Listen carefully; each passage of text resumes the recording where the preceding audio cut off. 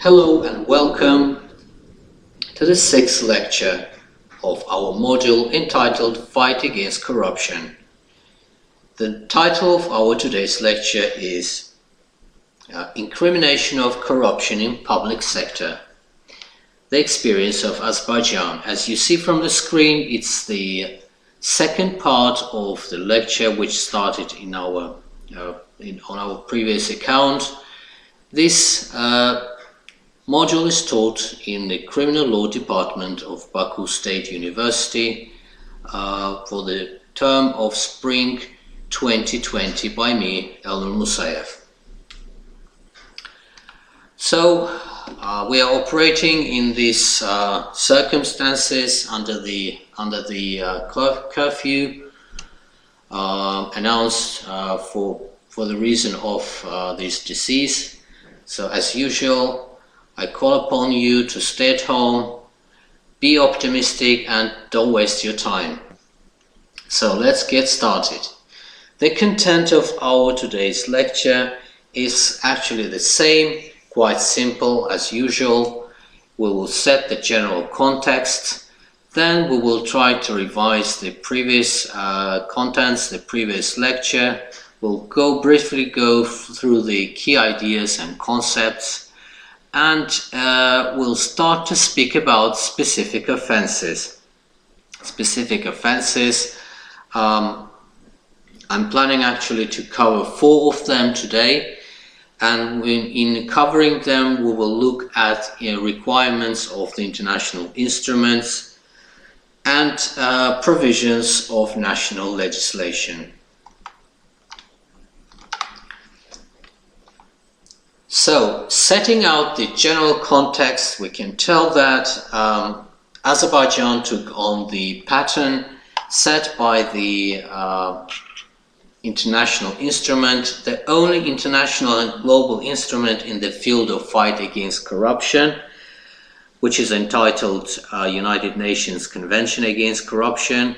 So Azerbaijan is taking systematic and continuous and sustainable measures in different fields, including prevention of corruption, criminalization of offenses, i.e. implementation of the offenses provided by the United Nations Convention into the domestic legislation, also extending the necessary measure of legal assistance and cooperation in legal matters, as well as asset recovery issues, and other important types of activities. So today our talk is about the specific dimension of work aimed at incrimination, otherwise if we express this, we can say criminalization of corruption, how it happens in Azerbaijan. As we mentioned this several times in our previous talks and during the lectures and seminars, we understand that there is no single definition of corruption, and the pattern suggested by the United Nations Convention also reflects this position. The Convention only sets out the specific offenses which it describes in the Convention, and the countries are invited to incorporate them into their domestic legislation. However, there are several working definitions adopted by international organizations and different forums, and they try to introduce different types of elements in it. And all in all, the international legal community, which is joining forces to fight against corruption, they attempt to and they encourage the countries, the national legislators, to adopt wider and inclusive interpretations in order to cover as much as possible corrupt activities and practices. There would be no point of having legislation if corrupted people manage to avoid the nets of the effect of the law. Therefore, the international legal communities as well as local legal communities, they are poised to adopt in their legislation, to suggest in their legislation lists which are not exhaustive in their nature. The lists which can be expanded and which can develop along with the developments of the social and economic systems of the countries. The typical issues, typical dimensions which are required to be taken into account are the concepts adopted in many countries and concepts adopted by the United Nations Convention. I keep mentioning this international instrument, but Azerbaijan is also party to the regional anti-corruption initiatives and instruments. I mentioned to you in previous lectures that Azerbaijan is a member to the Criminal Law Convention and Civil Law Convention on Corruption of the Council of Europe. Therefore, it's under the evaluation mechanism of the Council of Europe's Greco mechanism, as well as it's also under the review of Anti-Corruption Network, a special initiative of the Anti-Corruption Network for the countries of Eastern Europe and Central Asia. And in these efforts of criminalization of corruption, Azerbaijan is following the trends set for this type of activities. It adopted the common approach to such concepts as, sorry for this spelling mistakes for the offer. It was supposed to be written offer, promise, acceptance, solicitation, third-party benefit, undue advantage, and property. When we will speak in a little later specifically about these concepts of undue advantage and property, but I'll briefly mention to you, as I did spoke about this in a more detailed way in previous lecture, about the concepts of offer, promise, accept, citation.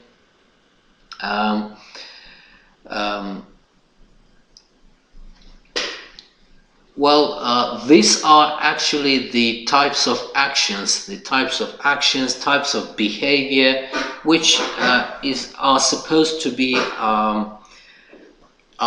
to be registered in the national legislation when someone is offering or promising, or public official is soliciting or accepting, or indeed accepting the office or offer and promise by people who actually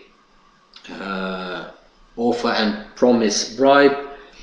This type of behavior has to be envisaged by the legislation.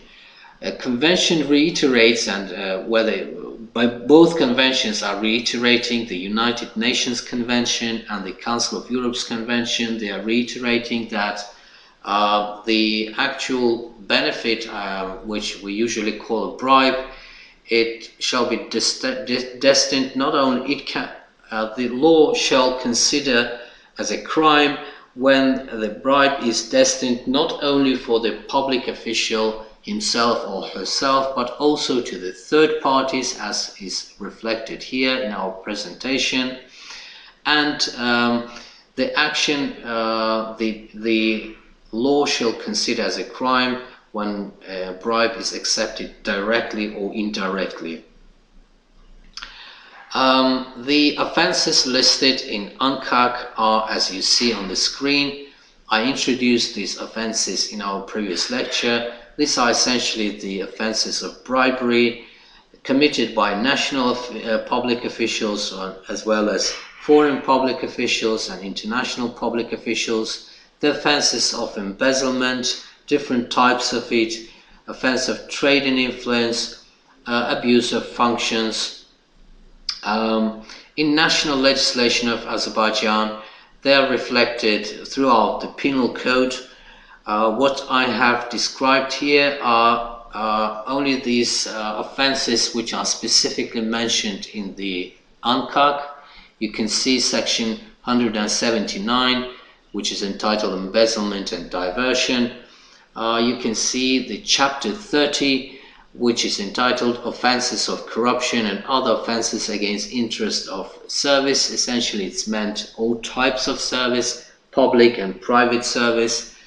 Here you can see the offences of abuse of power, diversion of public funds, breaking of public procurement rules, excessive power, taking on of powers of official, active bribery, passive bribery, trade in influence, official fraud and negligence. Of course, as I mentioned earlier, there are quite a few crimes described in the Penal Code of Azerbaijan, which was adopted in year 2000, which describe different types of offences committed by public officials. So in a sense, the position in Azerbaijan, not official, but the position which is unwritten position of courts, judiciary and law enforcement and investigation bodies is that the law enforcement of the different types of offences which involve public officials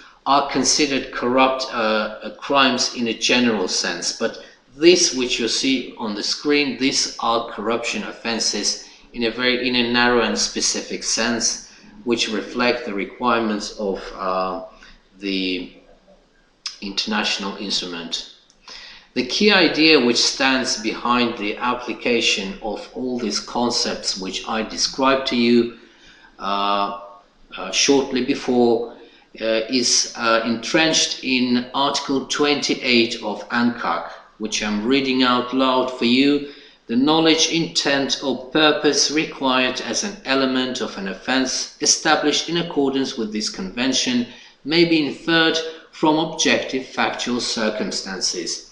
It is crucial to note here that such concepts as offer, promise, solicitation, they're very difficult in practice to be proved. And if the law enforcement agencies and judicial bodies are sticking to old methods of investigation, old methods of adjudication, fact-finding, it would be rather difficult to find and locate these elements of offences. Therefore, the United Nations Convention specifically stresses the significance of looking into the objective circumstances and trying to deduce these necessary elements in order to fully criminalize the offenses of different types of offenses of corruption. Public official, you see the sign of revision. According to the convention, there are several criteria which allow to consider a person public official. We know that it's according to the office, whether it's judicial, executive, or legislative, or indeed administrative position, mode of occupation, term of office, financial arrangement. And when we say that, we mean that whether a person is occupying position continuously according to a contract, by appointment or election, whether the job is paid or not paid, so long as the person is in charge of these functions, different type of functions in various state institutions, public institutions, or institutions and organizations which are not entitled public, but due to institutional arrangements, they are carrying out some public functions, as you can see in this sixth criterion. They are considered public officials.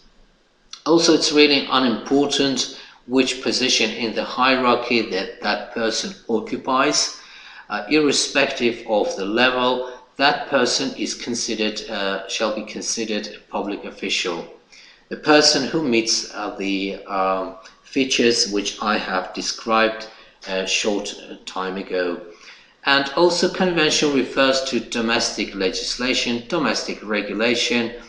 So what the countries additionally consider as criteria to consider a person a public official, they also have to be taken into account. And I mentioned this in our previous lecture, that especially this final one, this final dimension, the seventh dimension, is important in the context of legal cooperation. When the countries are looking into the papers, for example, for mutual legal assistance, and they want to find out whether the person is a public official and hence he can commit a corruption offense. In addition to all these previous dimensions, they have to look at whether the country is considering the person as a public official, and it will suffice to extend the necessary legal assistance. Domestically, public official is defined in note to section 308 of the Penal Code, and I mentioned that note has a similar effect to other provisions of the Penal Code. It also describes this criterion depending on the legislation which regulates the office, specifically referring to constitutional laws, mode of occupation, representation of the authority, whether on a special commission or according to some regulatory instrument. This legislative provision mentions specific military personnel, civil servants, political candidates, and it also mentions this institutional arrangements which define the nature of the function which qualify a person as a public official, i.e., according to the position. And later, in a shortly after a few slides, I will come back to this specific issue through the revision of the decision of plenary session of the Constitutional Court issued several years ago. Here you can see that note to section 308 broadly discovers people employed in civil service as public officials, because Azerbaijani legislation doesn't draw difference between public and private, but so long as our lecture is dedicated to the public sector, I will continuously speak about public officials. So you can see in criterion 5 that people employed in civil service generally are considered public officials, but then there's also a referral that these people have to implement in one way or another, carry out this function of economic significance or some managerial functions, or these administrative functions, which I will come back shortly after a few slides. Oh, actually, it's here, our next slide. Sorry, I've been changing its place several times. You can see that in the decision of the Constitutional Court, its plenary session in 19th of July 2013, which I call upon you to read in details. Constitutional Court actually deduces these specific requirements, such as vesting of the administrative authority, which means that the person ought to have a right to make binding decision for execution, as you can see highlighted in red color, by legal entities and individuals. That means that a person is considered public official if he has authority by law or some other piece of legislation to make binding decisions, which are binding, mandatory for execution by different legal persons or private persons.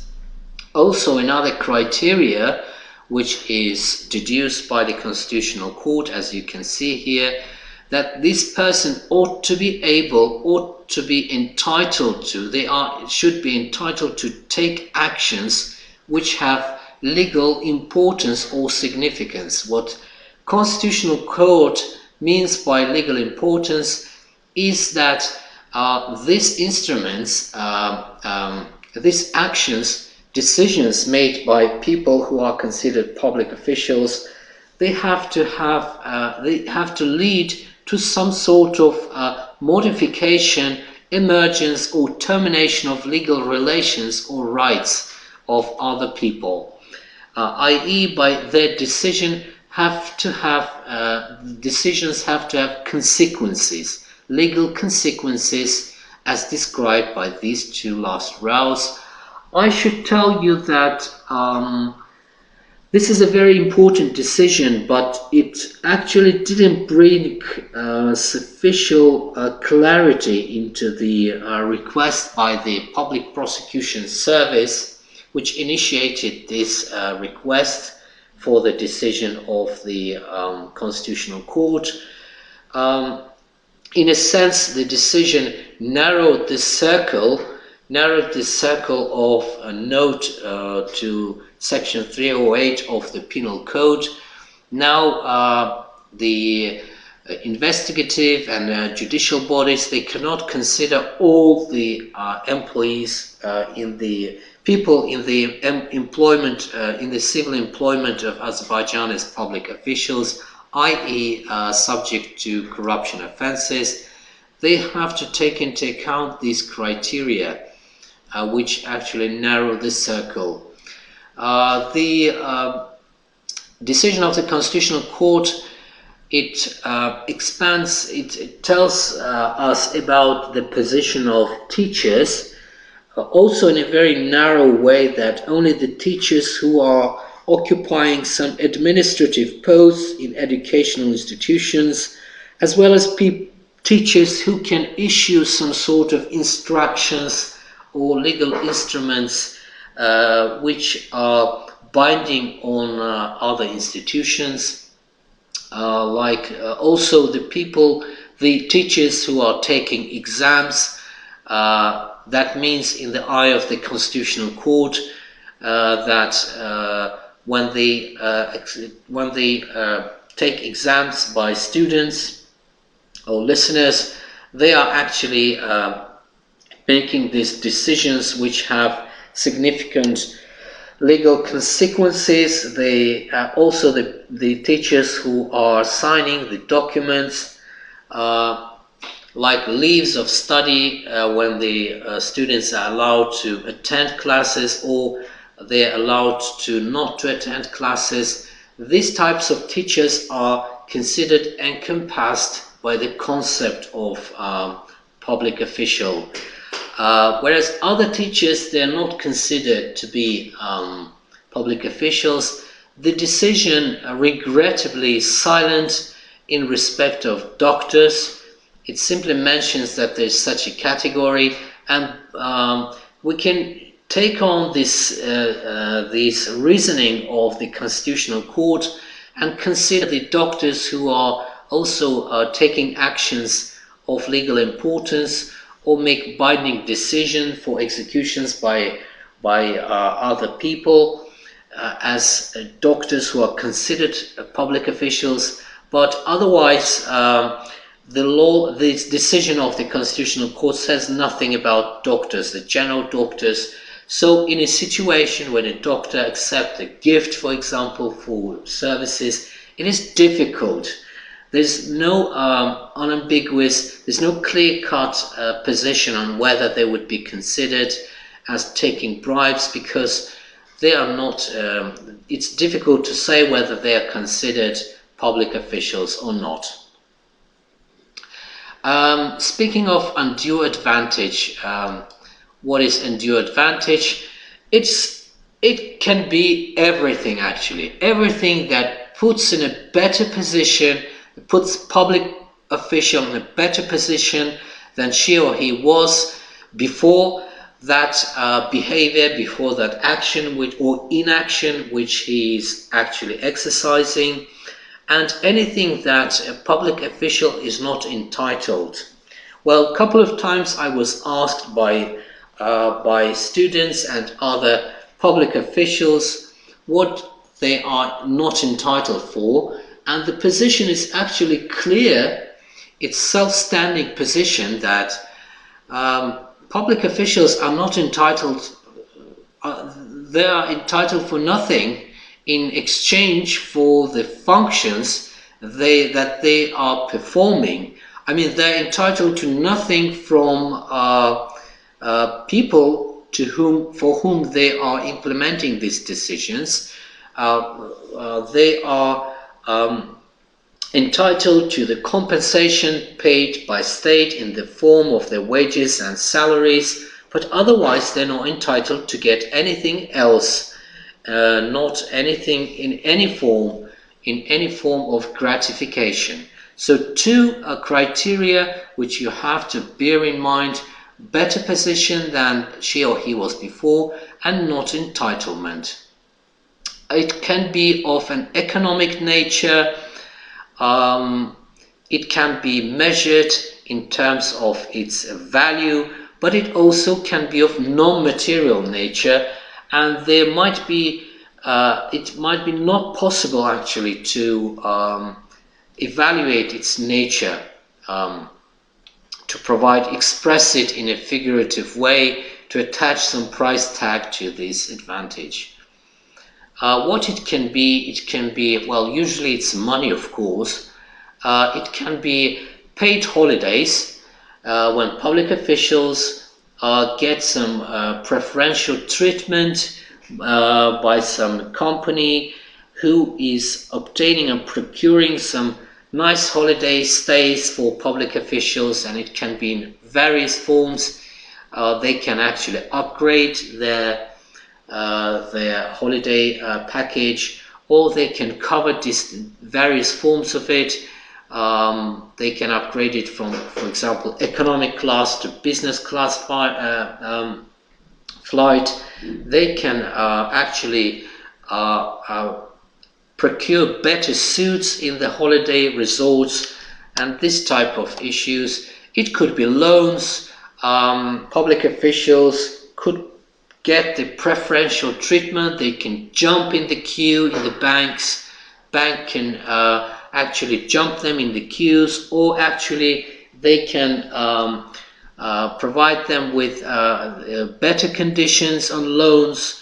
And this can actually be merited, but it can be unmerited as well. So investigation, for example, may find out that that public official, as a person, as a normal physical person, is not qualified for that specific type of loan, or he is qualified, but he's not asked, he's not taken through the details of the requirements for this loan.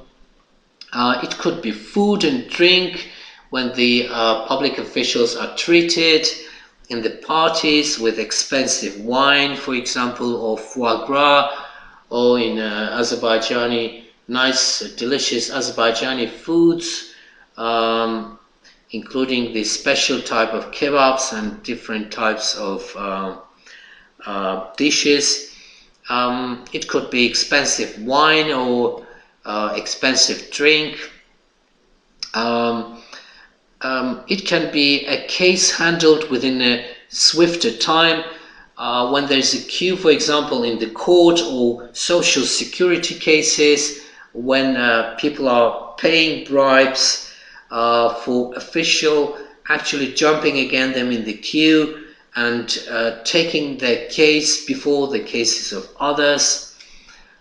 It could be better career prospects when someone is treating public officials in different ways in order to obtain his favor in his respect, or respect of the other people whom he's interested in.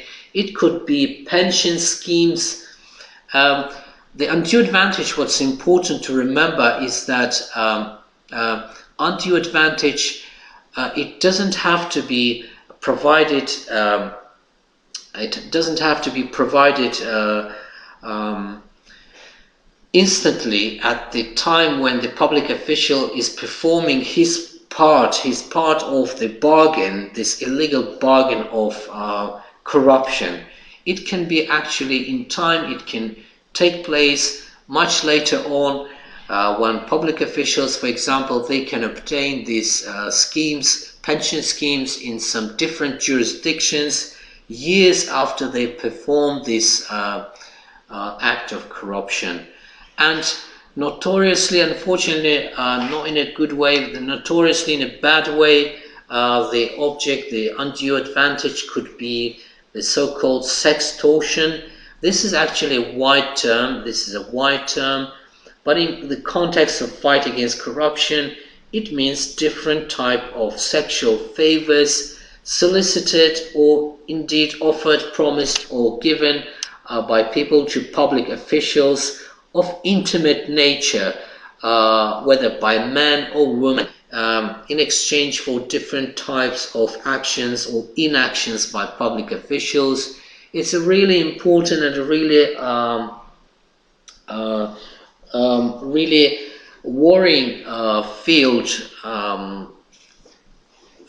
and a very worrying topic, especially in societies where the process of emancipation and development, wider career opportunities for women open up, and they start to occupy a position which they haven't been occupying previously. In these cases, usually the management could potentially be males, and they can ask and solicit various types of sexual favors from their employees or people who are asking for different types of services. And the society shall be highly alerted about the dangers of this phenomenon.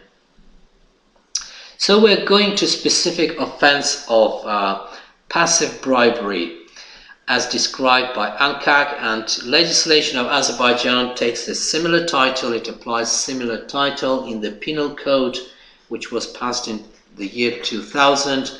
I mentioned to you in the previous lecture that although the definition of corruption always existed in penal code of Azerbaijan, it actually came in line.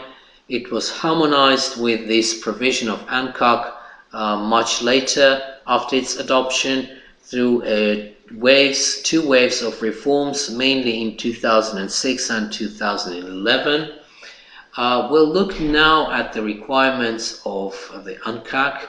First of all, in terms of mens rea, i.e. the subjective element of this crime, it is intentional. It cannot be conducted in a reckless way. It's really important to remember that. And it applies to all types of corruption offenses. Actus reus, the objective element of the crime.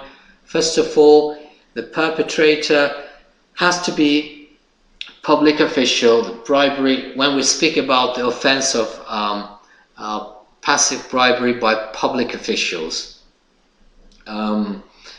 Incentive here is undue advantage, which I described some time earlier, which it should be destined for the official himself or herself, or indeed for another person or entity. It's really important to remember that the undue advantage, it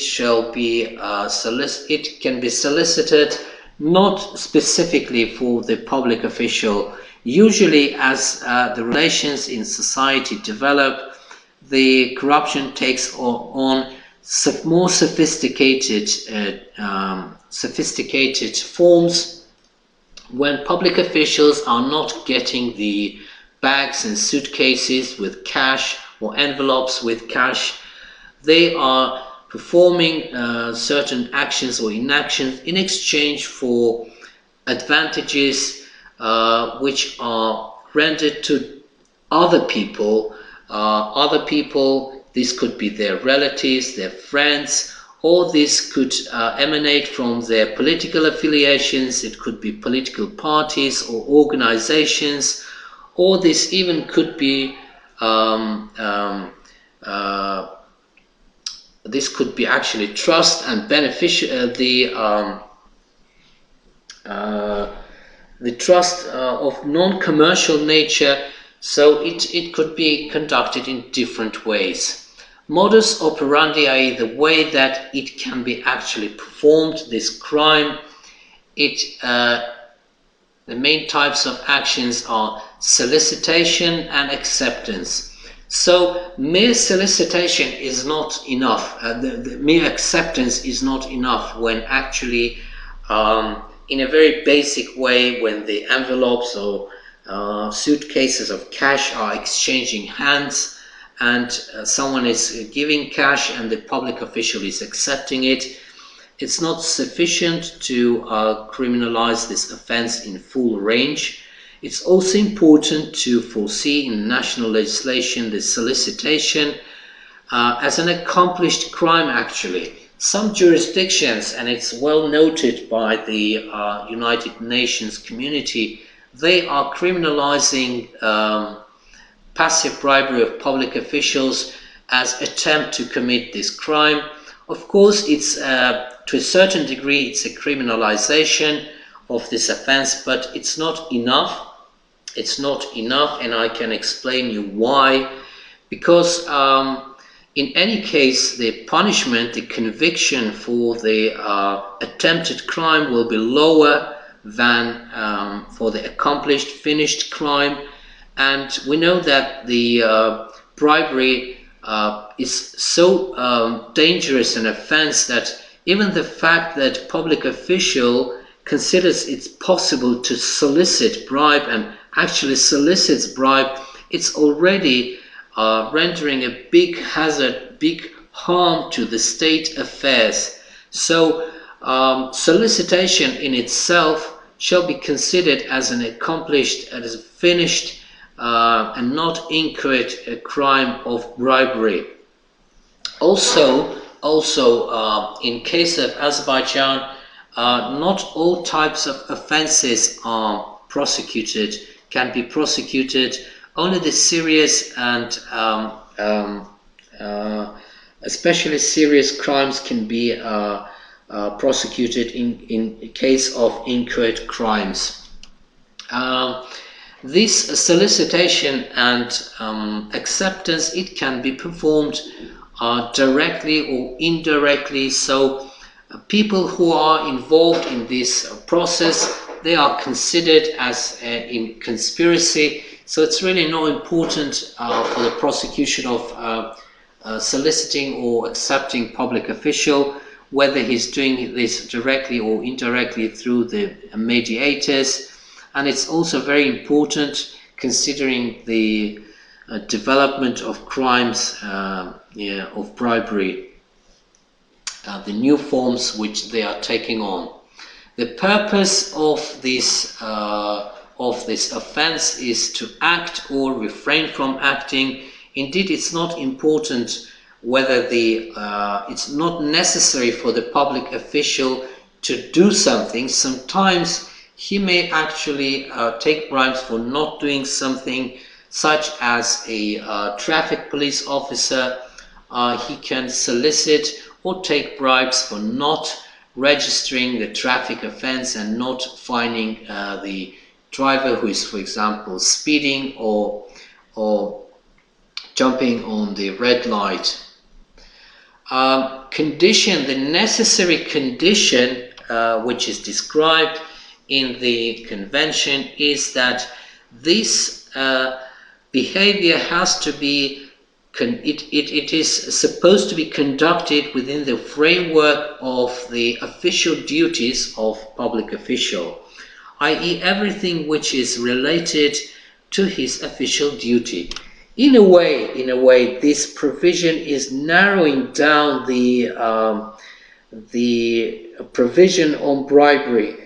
That means the public official, for example, in an institution, who is asking for bribe to do something which is not exactly within his official duties, he's not liable for the as a public official engaged in bribery.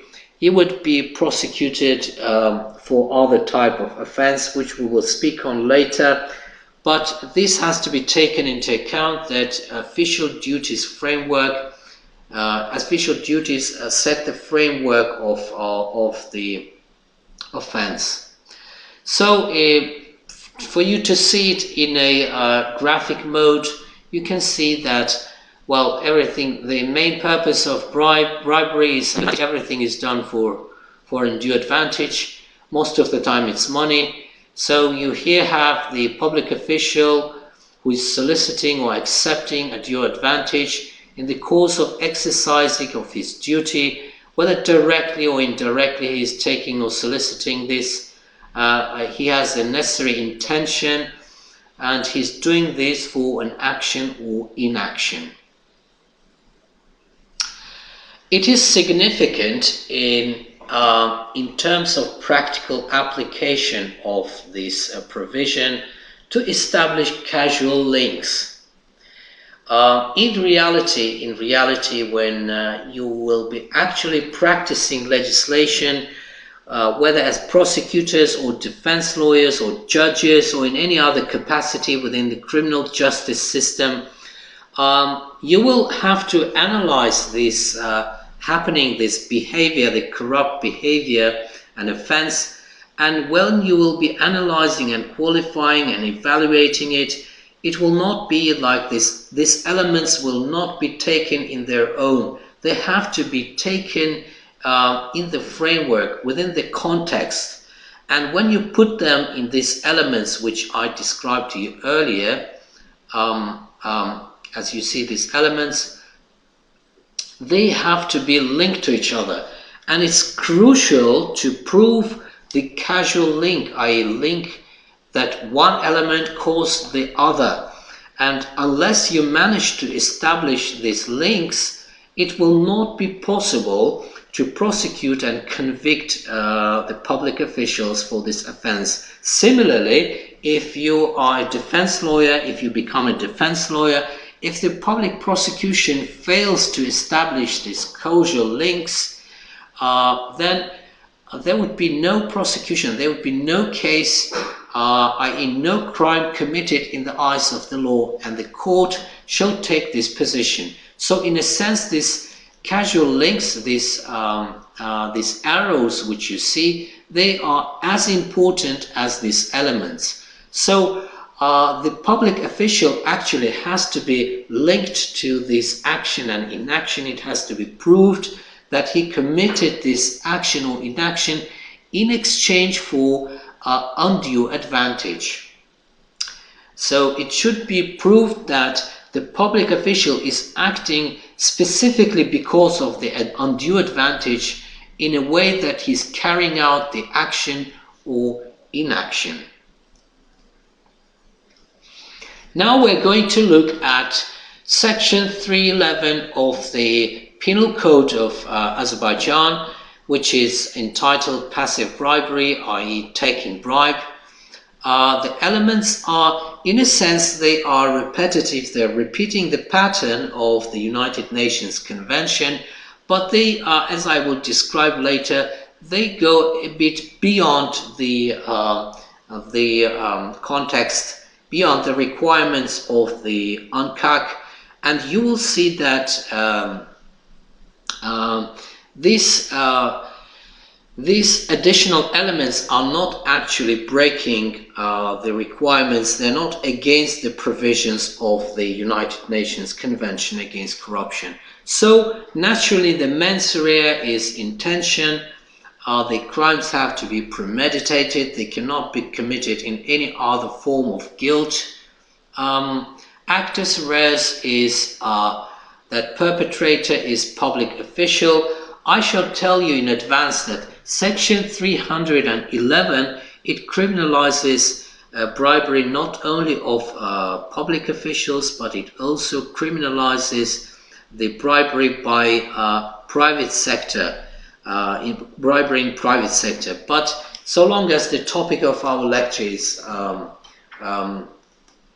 corruption in public sector of Azerbaijan, I will refer again to these. I'm stressing again that I will refer to public officials. So in the crimes of passive bribery of public officials, the perpetrator has to be public official, acting for the sake of undue advantage, which I described to you before. I shall tell you that the case law on this undue advantage is developing, and certainly if you speak to the members of professions such as lawyers, defense lawyers, prosecutors, judges, investigators, or detectives, you will see that they understand this requirement of requirements pertinent to undue advantage, that it can be material and non-material, that it can be evaluated and expressed in value and not expressed in value.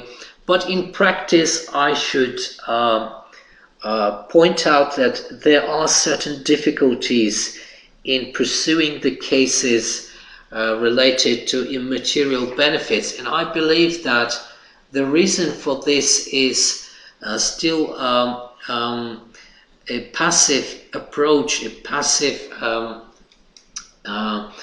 approach to investigation, prosecution, and adjudication of cases, taking into account the requirement of the United Nations Convention Against Corruption on objective circumstances of the case as a source to find out and determine the intent and attitude of the offender.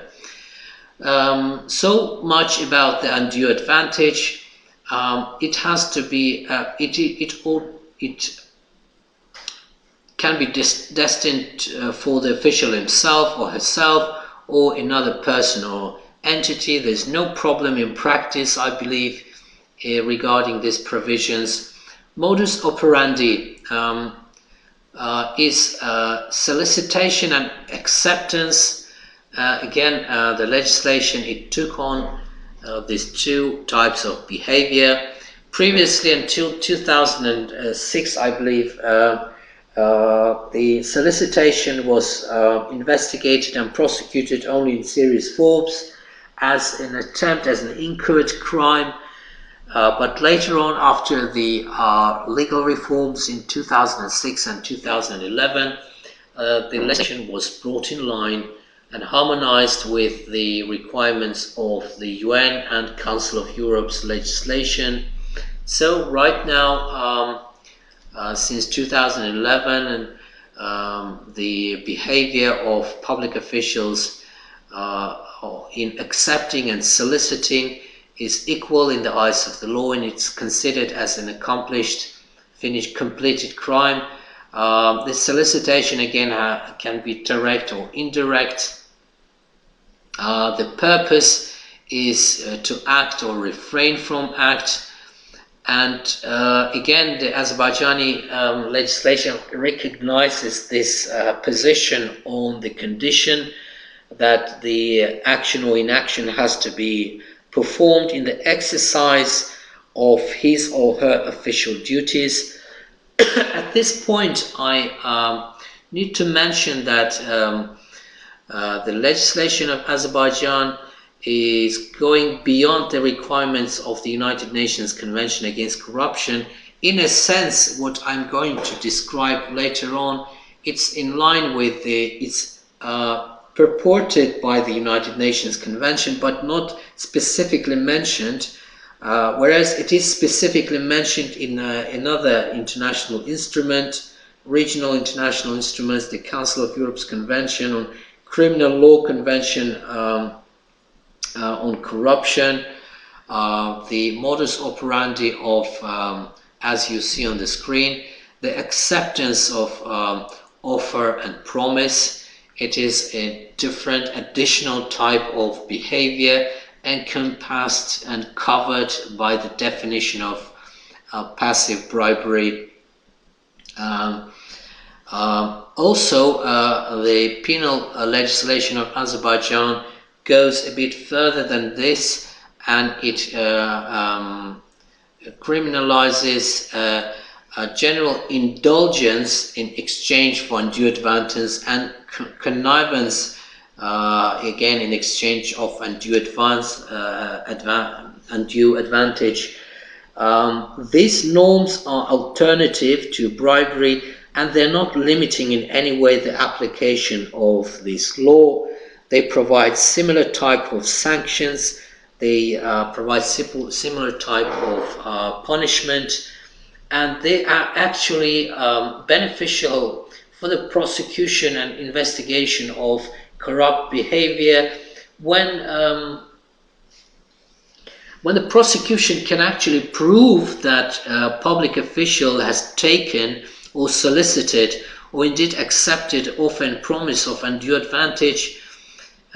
When they are getting this undue advantage, but they're not specifically performing something in the course of exercising their official duties, but in general, if you look back, if you analyze the behavior of public official, you would see that he is kind of indulging the certain behavior, indulging people to behave in a certain way, or he's kind of conniving other people in their service, in their behavior. Usually, as an example, I can give you that managers, they can take bribes for establishing some beneficial conditions, more preferable conditions for their employees or for some other people in the course of the exercising of their duties. This is not exercised, and perhaps sometimes they cannot prove it in the course of with the specific actions, but they can prove it in general by looking at the official powers and the conditions which he actually arranged in order to make the certain type of behavior easier for some people or their employees.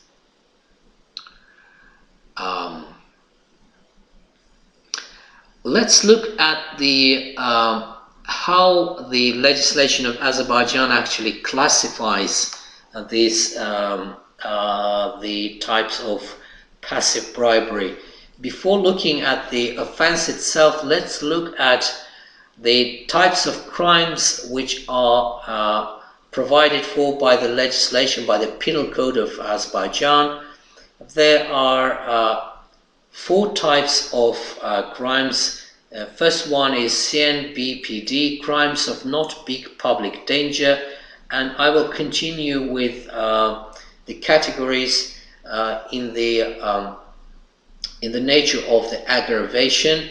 The next category of crime is less serious crime, LSC. Then comes the serious crime, naturally, and the final category is especially serious crime. It will be good for you to revise these positions, these legal provisions, and that's why I'm reminding you how we classify these offenses, how we classify different offenses in these categories, in these 4 categories and grades of crime. Well, according to the punishment which is foreseen by the legislation, whether the crimes are committed and intentionally on a reckless mode, when the sanctions foreseen for this type of offenses in the legislation is alternative to imprisonment, such as public works, for example, or the sanction is imprisonment for the term of less than 2 years, the same equal or less than 2 years, then the crime is considered as CMBPD, crime of not big public importance. If, however, the crime is sanctioned with imprisonment for the term up to 7 years, then it's considered a less serious crime, i.e. every crime which is starts in its punishment from 2 years of imprisonment and ends in 7 years of imprisonment maximum, i.e. the maximum punishment which can be sanctioned by court for the commission of the crime if the offender is proved, if the defendant is proved guilty, is 7 years, then it's considered less serious crime. Everything which is sanctioned by imprisonment up to 12 years is considered serious crime, i.e. from 7, in this interval between 7 and 12 years. Everything which is sanctioned for more than 12 years, or indeed with this highest sanction of life imprisonment, is considered especially serious crimes. Until very recently, corruption offenses were in the range of these two categories of less serious crime and serious crime. Well, apart from the sanction, the classification of crimes has also bearing on the statute of limitation. So for each category, the statute of limitation, i.e. the possibility of criminal prosecution, is limited to the upper cap of years of imprisonment. So for example, the statute of limitation for a less serious crime would be 7 years. So let's look at the different types of sorry, I wrote here embezzlement, but it's Penal Code section 311. This is, ignore this please, it's a passive bribery. It starts with section 311.1. It's an ordinary offense. When I say ordinary, it doesn't mean that it's some kind of less significant offense. I mean the normal, again, not normal, but a typical type of bribery is considered a serious crime. What does it mean? It means that it forces the perpetrator of this crime foresees potential up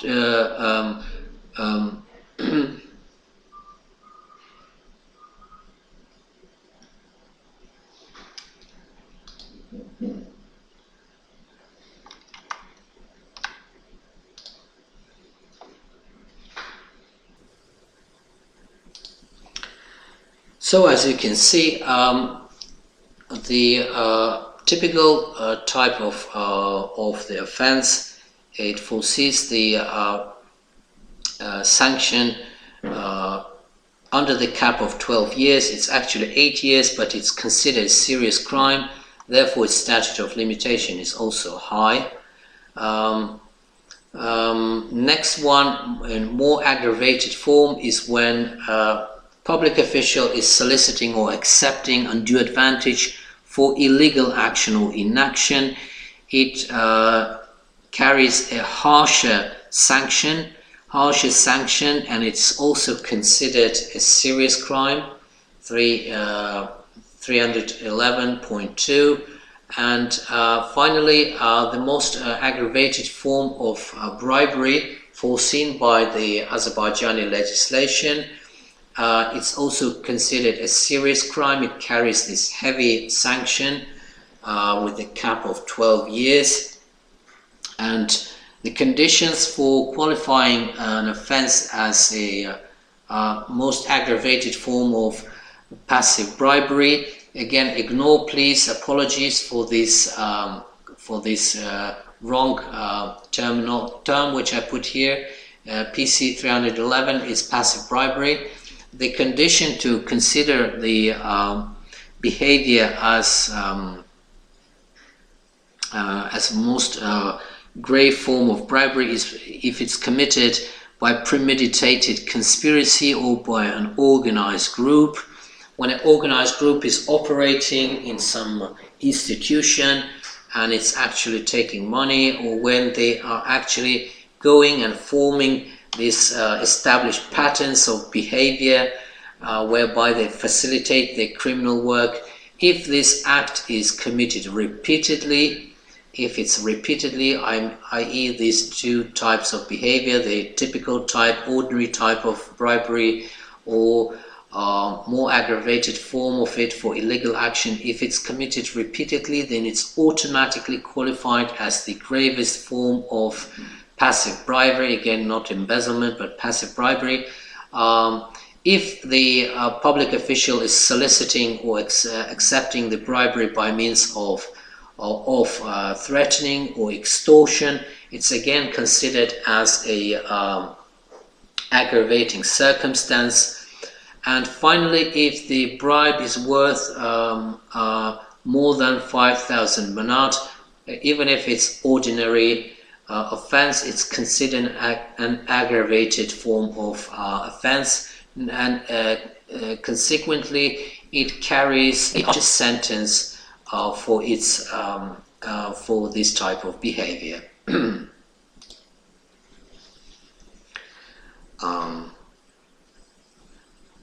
And here you can see it in the form of ordinary text. Let's go now to active bribery. As you can see from the title, I didn't separate the requirements of national legislation and UNCAC because just giving you, saying it in beforehand, I can tell you that there are no additional elements as in passive bribery, this indulgence and connivance, or acceptance of offer or promise. Here the legislation actually fully matches, the national domestic legislation fully matches the elements described in the convention. So let's start by the description of mens rea, the subjective element.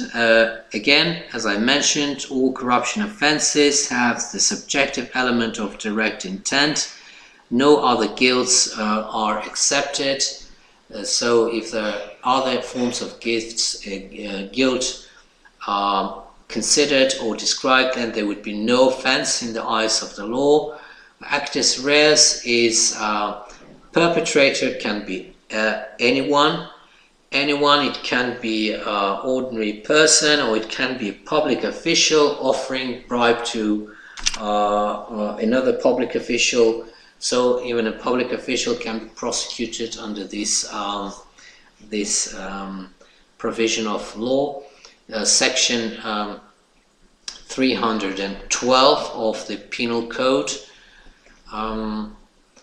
Incentive is undue advantage, which is destined for the official himself or herself or another person or entity. Again, as I said, this depends on the form which the corrupt behavior is taking on, depending on the different types of behavior.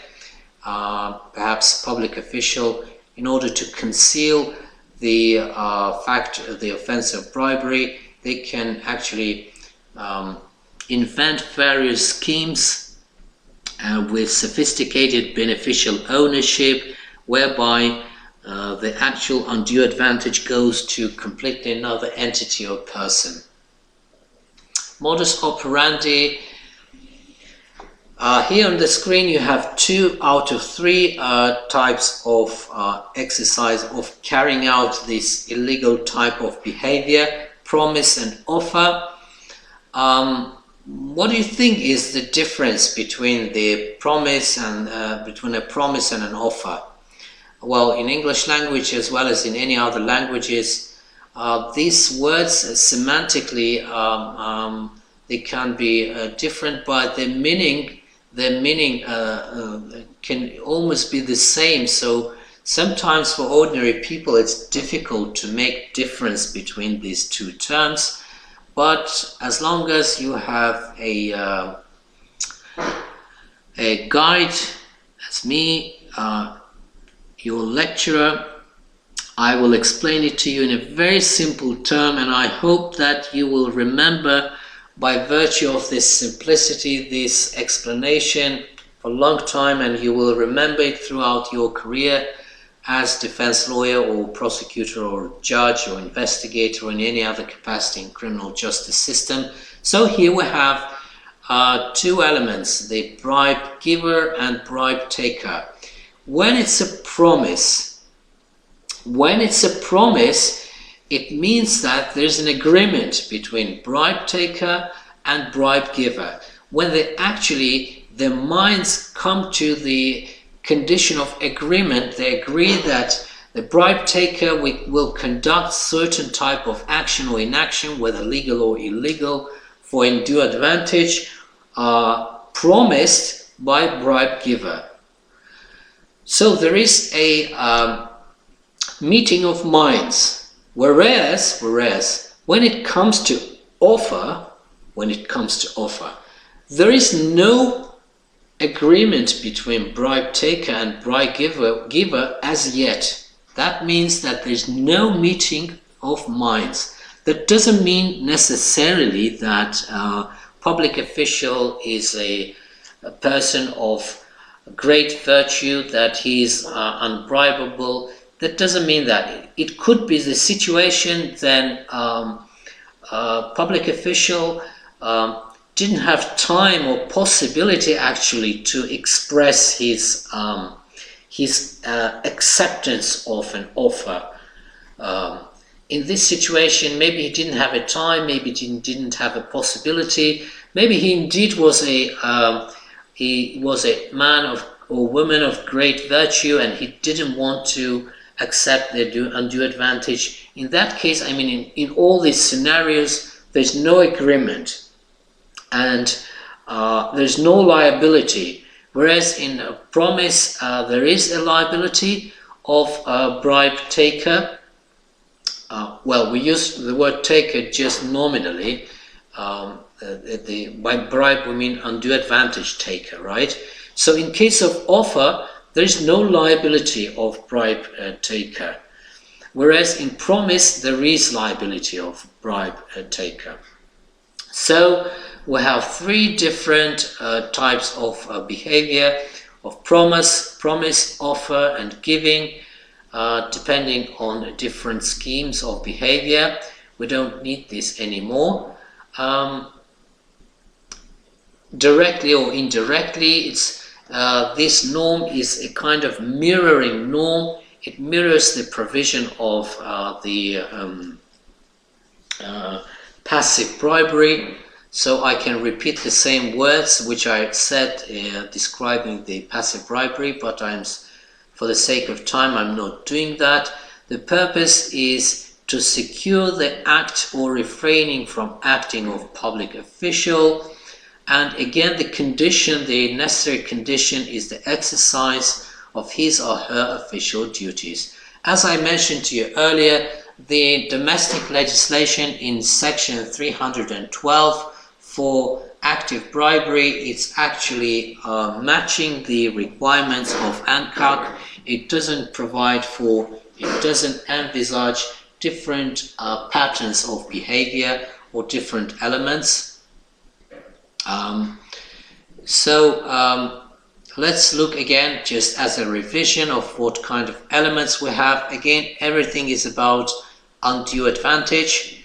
People are giving undue advantages, bribes.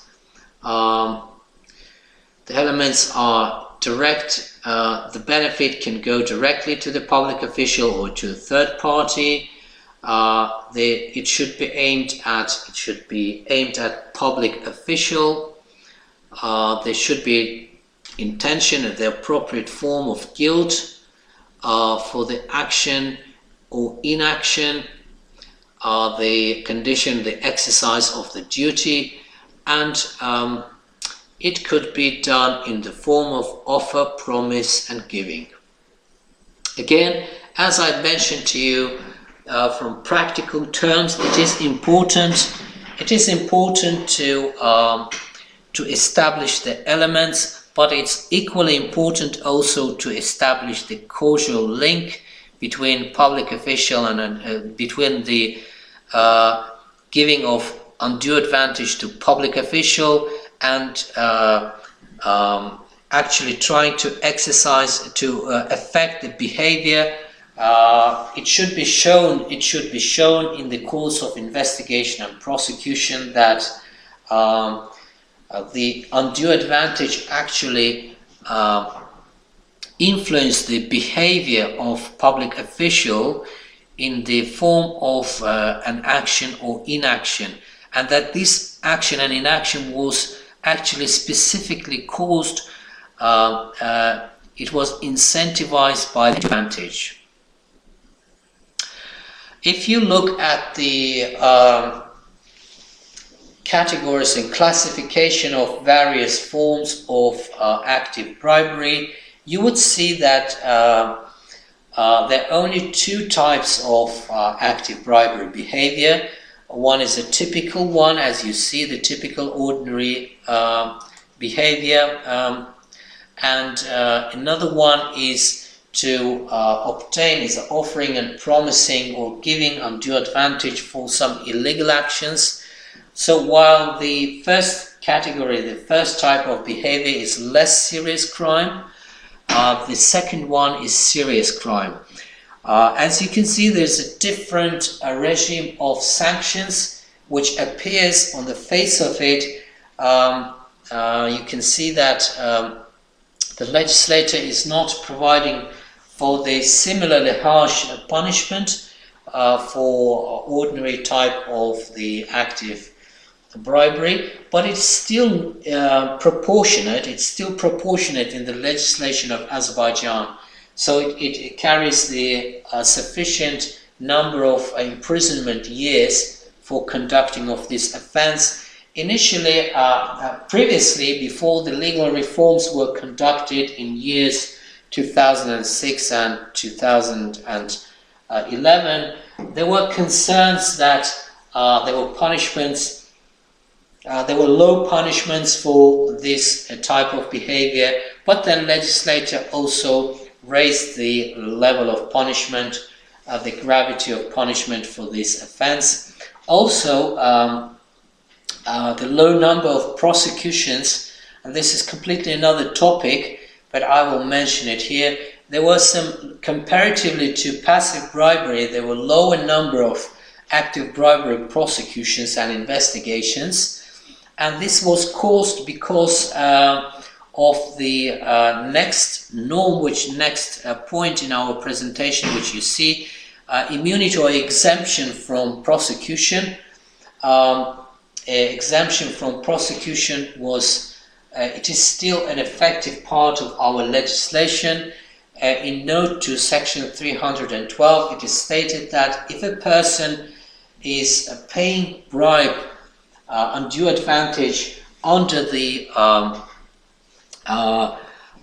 threat or extortion by public official, or alternatively, if the person, after paying undue advantage or bribe, he goes and denounces his behavior to competent law enforcement, any type of law enforcement agencies, then he shall be exempted from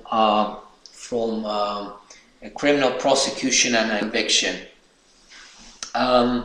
This draws some sort of criticism from international organizations in terms of the automatism of this measure, but actually it was, for the sake of the argument, I can tell that this norm was introduced at the time when the capacities of law enforcement agencies were not very strong in terms of detecting corruption offenses, detecting bribery. So in order to incentivize people to denounce the acts of bribery, the legislator introduced this norm. And whereas previously law enforcement agencies relied on these norms in a greater way, nowadays it has a very narrow scope of applications and it's used rarely in practice.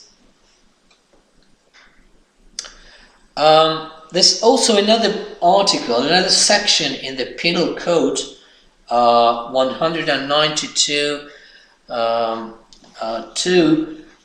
which is about manipulation of sport events. Well, this is a kind of section of the Penal Code which is mirroring the provisions of active and passive bribery. Yes, they're both contained in the same section, the active and passive subordination of sportsmen and different type of categories of people who are engaged in sports events. It also includes arbiters, and this is how the legislation of Azerbaijan is compliant with the additional protocol to the Criminal Law Convention on Corruption of the Council of Europe. So Azerbaijan criminalized subordination of bribery of arbiters. Whereas it's specifically said in this section on passive manipulation and passive subordination of arbiters that if the person subordinated, bribed, is a public official, then the case has to be investigated and prosecuted and indeed tried under section 311, which is passive bribery. I shall note that this section actually contains all the necessary elements of which are reflected in passive bribery offense, such as undue advantage, directly and indirectly, third-party benefit, and elements such as offer, promise, solicitation, and acceptance. However, this offense, it carries lesser punishment. Still it is considered proportionate and dissuasive and adequate punishment, but it is for some degrees lesser than the punishment foreseen for public official. The next offense, and this is the final offense for today, which I'm going to talk to you about, is the offense of embezzlement. It's a short title for this offense. Also, it's called using other words such as misappropriation and diversion, but just for the sake of this presentation, I just put this term of embezzlement. In the legislation of Azerbaijan, it's covered in section 179. And again, this section 179, it has universal application. It equally applies to public officials as well as officials in the private sector. Let's look at the elements. Again, the mens rea, the subjective element, is intentional, the direct intent. Corruption offenses cannot be committed in any other way, in any other form of guilt. Actus reus is, for the sake of this presentation, a public official. Incentive, it's the incentive which the object of this offense is property. Any property indeed. It can be public or private funds, it can be securities or any other thing of value, and these could be the benefit which is drawn by the public official could be for himself or herself, or indeed for any other person or entity. So what is meant here by we'll see what kind of property. It's actually entrusted property. But what is property? It's worth looking at it at this point. So what's property? Well, property, it could be different type of objects. As you can see, it could be tangible or intangible. It can be corporeal or incorporeal. It can be movable or immovable.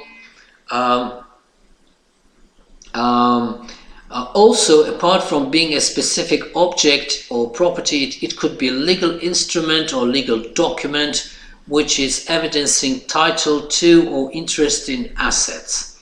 So this is a broad description of property. There should be an element of entrustment, i.e. the property shall be entrusted with public official by virtue of his position. Modus operandi, it could be embezzlement, misappropriation, and other diversion. So what does it mean? What kind of embezzlement and misappropriation or other diversion it could take? I mean, what kind of forms this behavior can take? Usually embezzlement and misappropriation are similar things, especially for people who are not native English language speakers. They have some subtle difference which is not of great significance for the purpose of understanding this offense. So I will not go into details differentiating these two different types of behavior. I will just give you an example. For example, when public official is entrusted with property,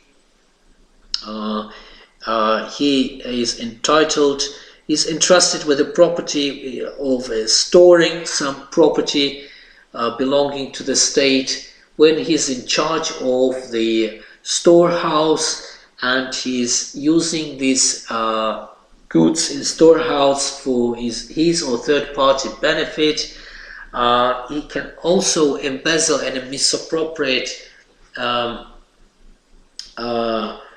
different property, usage of different types of property. For example, if a vehicle is allowed him as an office vehicle and he's misappropriating it and using it to for his own benefit or benefit of other people, he's misappropriating it and using the petrol and the services which can be performed using this office car.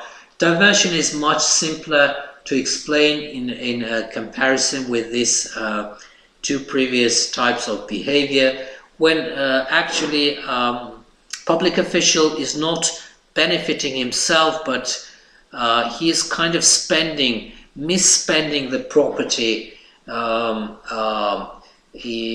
whether to his own benefit or to the benefit of anyone, or not for the benefit of himself, for the benefit of some other third party or entity. Let's look at the classification of crimes. Just as a reminder, 4 different types of crimes: crimes of not big public danger, less serious crimes, and especially serious crimes. I mentioned to you before that prior to very recent reforms, corruption offenses used to be qualifying as less serious crimes and serious crimes. However, very recently, legislator introduced an amendment which actually took corruption offenses to a graver type of offense, and now the certain types of corrupt behavior are considered especially serious crimes. And an example of that is the most aggravated form of embezzlement or diversion. So when it's under 2 years, it's first category; under 7 years, it's second category; under 12 years, it's third category of serious crimes. And especially serious crimes is when the sanction is above 12 years of imprisonment, or indeed life imprisonment. So if we look at different forms of embezzlement, aggravating circumstances, we can see that in part 1, ordinary embezzlement, which is normally measured by the damage which is inflicted as a result of this misappropriation or embezzlement or diversion. So if the worth of goods or property is between 500 manat and 5,000 manat, which is roughly, if you want to understand it in euros, it's roughly half of that amount in euros. So everything above 250 euros or 500 manat will be prosecuted as an embezzlement. It's ordinary, typical type. If it doesn't inflict more damage than 5,000 manat. If it's interesting for you what's happening if it's below 500 manat, then it's not a criminal liability, it's a so-called administrative liability and not the topic of our lecture. As you see, this arrow shows the aggravation of the type of behavior. The next one is 179, the section 179.2. If it's committed in the premeditated conspiracy i.e. it's not spontaneous, but it was planned in some form, or if it's conducted repeatedly, this ordinary offense, if it's conducted repeatedly, then it's qualified as this second form, grade 2 embezzlement, which is less serious crime and carries more harsher punishment if it's conducted by virtue of official duty. I shall specify that if the official is committing this offense, it's automatically qualified not as ordinary type, but as a this second grade embezzlement. So 179 is for usual people, actually, not public officials. Liability of public officials starts from this point. So even if it's below 5,000 manat damage, which is considered as a qualifying circumstance, condition for the liability of ordinary people, the liability of public official, it starts even at the amount of 500 manat. So this condition doesn't apply to public official. Even these two do not apply to public official. Of course, if the public official conducts the offense repeatedly, then it falls in section. If he conducts in the course of premeditated conspiracy with other people, other public officials or ordinary people, it is considered as the second grade of embezzlement, i.e. less serious crime. But in no case the embezzlement by public official can be qualified or tried under subsection 1. It starts with subsection 2. The next form is more grave type of embezzlement if it's conducted by an organized group and if the damage is between 50,000 manat and up to 500,000 manat, i.e. 250,000 euro approximately. So if a public official as a result of embezzlement or diversion or misappropriation, if he inflicts damage more than 50,000, up until 500,000, or if he commits it within the context of an organized criminal group, then he will be prosecuted and tried under grade 3 subsection 3 of 179, which is, by the way, considered a serious crime. And as you know, serious crime, it carries the punishment of imprisonment up to 12 years. Then comes the harshest form, the most aggravated form of embezzlement and diversion, which is for the damage which is above 500,000 manat, or approximately 250,000 euros, currently as the exchange rate applies right now, and it is considered especially serious crime. This was introduced very recently in order to strengthen the punishment and sanctions for the offenders who committed in such large scales. I shall mention at this point that there is a special arrangement in order to facilitate the investigation and suppression of this type of crimes of embezzlement and diversion. It applies not only to this, specifically to the embezzlement and diversion, it also applies to different types of crimes against property.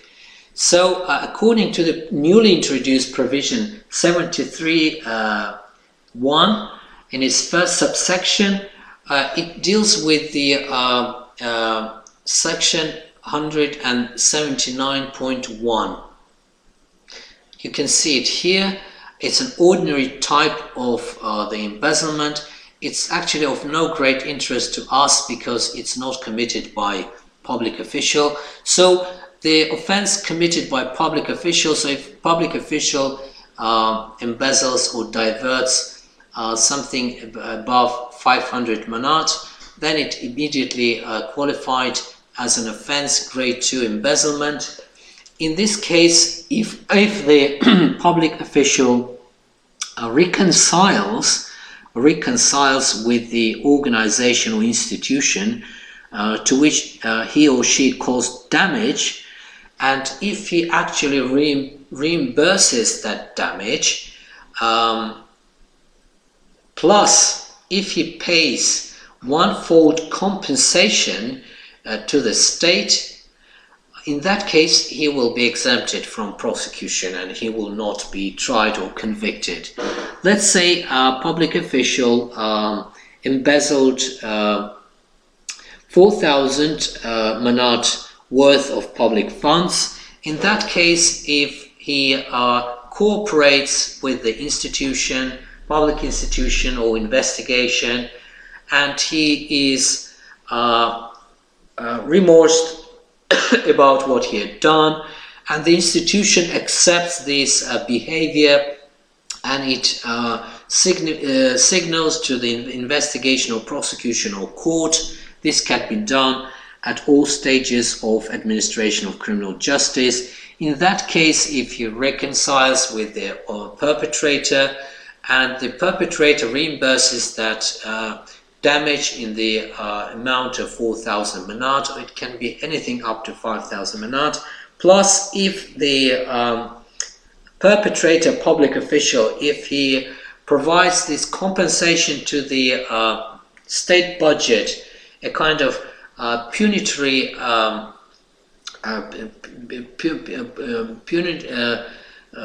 monetary payment in the same amount as the damage, as in our case it would be 4,000 manat. So if overall he manages to compensate for 8,000 manat in total for the damage of 4,000 manat, in that case he will be exempted, he or she will be exempted from prosecution. If, however, the damage is higher than that, if the damage is above 50,000 manat, and even as we will see, it's above 500,000 manat, then in addition to reconciliation and reimbursement, the public official, the perpetrator, will have to provide twofold compensation in order to get himself exempt from prosecution and conviction. So let's say if he inflicts the damage of 100,000 manat of damage, how much will he need to repay and to whom in order to be exempted from criminal prosecution? Can you do actually your simple math and give me the answer? Yes, and I hope you answered it in a correct way. So if he inflicted damage in the course of his corrupt behavior in the form of embezzlement or misappropriation or diversion, in the damage amount, in the amount of 100,000 manat, he will have to pay 100,000 manat as a reimbursement compensation to cover his damage to the institution which was affected, plus he has to pay additional 200,000 manat to the state as a monetary sanction. So overall, for the damage in the amount of 100,000 manat, he will have to pay 300,000 manat reimbursement and compensation. That's it for today. Thank you for listening and thank you for your patience in these times. Again, I remind you our statement, what we have to do in these times. We have to stay at home, be optimistic, and don't waste our time. Listen to my lecture in order to meet with me in our next seminar.